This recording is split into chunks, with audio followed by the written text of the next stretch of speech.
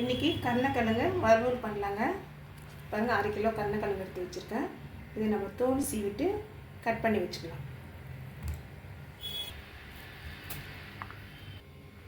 இப்போ கருணக்கிழங்கு தின்னாவும் இல்லாமல் திக்காகவும் இல்லாமல் கட் பண்ணிக்கலாம்.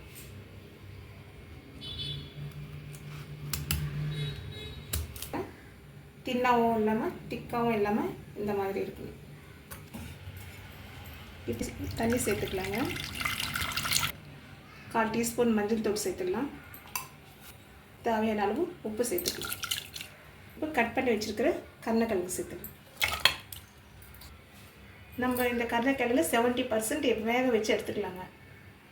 இப்போ கருணக்கிழங்கு 70% வெந்துடுச்சுங்க. இப்போ நம்ம எடுத்து தட்டுக்கு மாற்றி ஆற வச்சுருக்கோங்க. இப்போ மசாலா ரெடி பண்ணிக்கலாங்க. 1 டேபிள் ஸ்பூன் தனி மிளகாய் தூள், 1 டேபிள் ஸ்பூன் இஞ்சி பூண்டு பேஸ்ட்டு, இது சீரகத்தூளுங்க, வறுத்து அரைச்சது 1/2 டீஸ்பூன், சோம்புத்தூள் 1/2 டீஸ்பூன் சேர்த்துருக்குறோம். கோட்டிங்குக்காக கொஞ்சமாக ஒரு 1/4 டீஸ்பூன் உப்பு சேர்த்துக்கலாம். ஒரு 1/4 டீஸ்பூன். 4 கொட்டை அளவு புளி கரைசலுங்க, இதுவும் சேர்த்துக்கலாம். இந்த மசாலாலாம் நல்லா மிக்ஸ் பண்ணிக்கலாங்க. இப்போ கொஞ்சமாக தண்ணி சேர்த்து மிக்ஸ் பண்ணிக்கலாங்க. இந்த கிழங்குக்கு மசாலா தடவிக்கலாம்.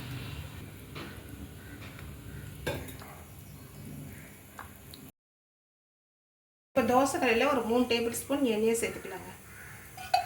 இப்போ எண்ணெய் சூடாயிடுச்சுங்க. கருணக்கிழங்கு சேர்த்து மீடியம் ஃப்ளேமில் வறுத்து எடுத்துக்கலாம்.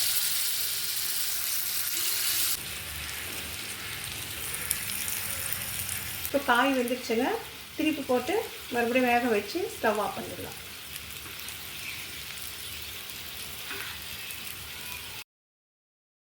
கருணக்கிழங்கு வறுபட்டுடுச்சுங்க. ஸ்டவ் ஆஃப் பண்ணிடலாம்.